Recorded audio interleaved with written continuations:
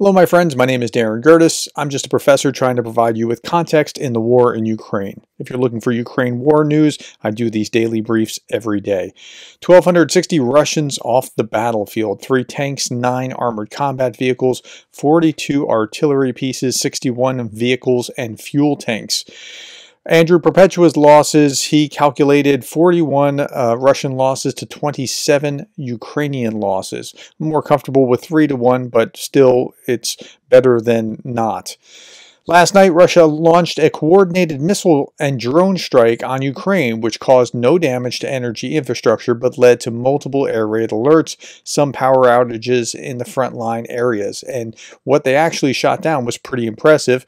Ukraine's defenders downed 5 missiles and 23 drones overnight. One got through. 28 of 29 aerial targets were shot down. So that's pretty good all in all. Frontline report, Ukrainian forces conduct a flanking maneuver against Russian detachments in and around Vovchansk.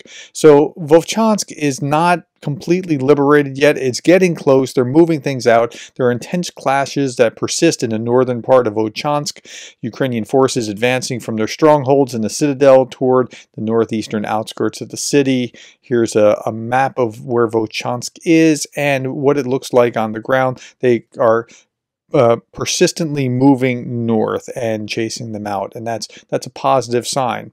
Meanwhile, the Russian forces have started assaults and recon at another part of the northern border. This is a pretty small-scale effort, it looks like. This time near Sotnyts'kyi Kozachok. I hope I said that right. In the Kharkiv region, fighting's underway.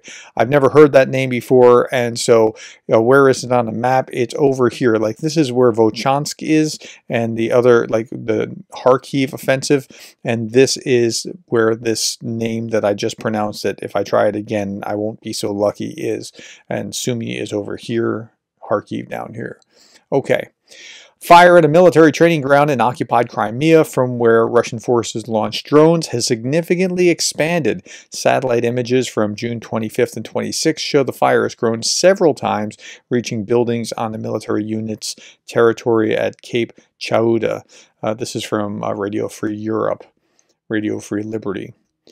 Situation in Pokrovsk, access is still tough. Pokrovsk is probably the most important focal point. It's the most intense focal point for Russia, but if they can cut off the highway there just behind Pokrovsk, it's going to be it's going to magnify the difficulty for Ukraine to be able to defend further encroachments.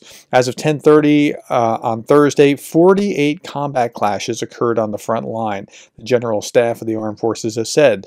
The occupiers launched 5 airstrikes, 11 guided bombs, and mounted 614 attacks on the positions of our troops. The enemy also launched 38 kamikaze drones, it said on Facebook.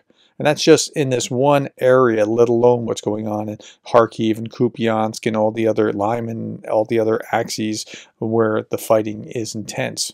Meanwhile, Zelensky yesterday was in Pokrovsk, and he was there introducing the new Joint Forces commander.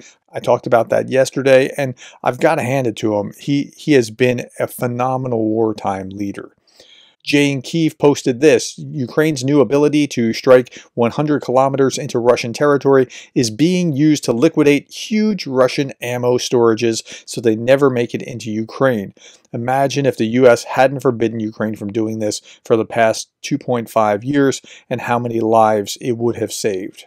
I think that's fair. Now, the war is not just a hot war, there's also a hybrid war. The SBU detained 7 bloggers in Odessa who handed over locations of armed forces, recruitment center workers, to the enemy. So the attackers filmed provocative streams and published fake messages about the Ukrainian military, as well as representatives of the recruitment centers. In addition, bloggers distributed the coordinates of checkpoints and movement routes and mobile groups of local military registration and enlistment offices. According to the Ukrainian intelligence services, the occupiers could use this information to prepare airstrikes against the concentration of Ukrainian defenders, and so that's bad, and they had to clamp down on it. Now, I also saw this in TechCrunch. U.S. charges Russian civilian for allegedly helping GRU spies target Ukrainian government systems with data-destroying malware. So what happened here? The Department of Justice has charged a Russian civilian with conspiracy to destroy Ukrainian government computer systems as part of a widespread hacking effort by Russia ahead of its illegal invasion of Ukraine. But why is the U.S. charging him? You'll find out at the very end of the article. U.S. prosecutors in Maryland said on Wednesday that Sotnyts'kyi 22 is wanted for helping to set up servers used by the Russian government hackers that were used to launch destructive cyber attacks on Ukraine government ministries in January of 2022, a month before the Kremlin ordered tanks and troops to cross Ukraine's borders. The cyber attack campaign, known as Whispergate, relied on malware that masqueraded as ransomware but deliberately and irreversibly scrambled the data on infected devices. Prosecutors said that the cyber attacks were designed to sow concern among Ukrainian civil society about the safety of the government's systems. Sotnyts'kyi allegedly used cryptocurrency to pay for and set up the servers from an unnamed US-based company. So that's part of why they have jurisdiction, but there's another part of this as well. The Russian hacker stole reams of data during the cyber attacks, including citizens' health data, criminal records, and motor insurance data from Ukrainian government systems. The hackers later advertised that data for sale on known cybercrime forums. U.S. prosecutors say that the Russian hackers also targeted unnamed U.S. government agency based in Maryland. Aha, that's why they have jurisdiction here. Dozens of times between 2021 and 2022 prior to the invasion, allowing prosecutors in the district to take jurisdiction over the case and seek to charge Sotnyts'kyi. Okay, so the cyber war is real, not making that up. Meanwhile, the U.S. says that there's no foul play in the death of an embassy staffer in Kyiv. Now, this employee died yesterday or the day before, and there's been all kinds of conspiracies swirling about it just because of that. And I understand why there might be, but apparently there's nothing to see there. So Russia has lost its last Black Sea missile ship. Now, this was a month ago. This isn't anything new, but it's fascinating that the Russians have been chased out of the Black Sea. So Vladimir Putin said yesterday, discussing shipbuilding on Wednesday, it's necessary, quote, it's necessary to protect our fleet from possible attacks already on the far outskirts of naval bases and areas of operations of our ships. Now, Budanov said they're already trapped near Novorossiysk port. We just need to make sure that all the remains of the fleet are pushed back to the territory of the Russian Federation. There have been no combat ships left in the Black Sea for a long time. And then Budanov was at another forum where he said that his hobby was to destroy the Russian Black Sea fleet and then collect models of those ships. Okay, well, everybody's got to have their hobbies. So Ukraine's naval drones, particularly the Magura V5, provide a strategic advantage in the Black Sea against Russia's fleet. It's very, very difficult to prevent these from striking where they're trying to strike. They're very small targets on the sea, hard to detect, and the Russians have not been good at being able to prevent them from getting through. So the Russians have now moved their ships either to the Russian coast or some into the Sea of Azov, thinking that they're safer here. I don't know that they are. Andrew Perpetua shows us a Russian FPV drone recycling project in Nikopol. The good people suppressed and picked up another enemy kamikaze. It will be repaired and sent back to its former owners.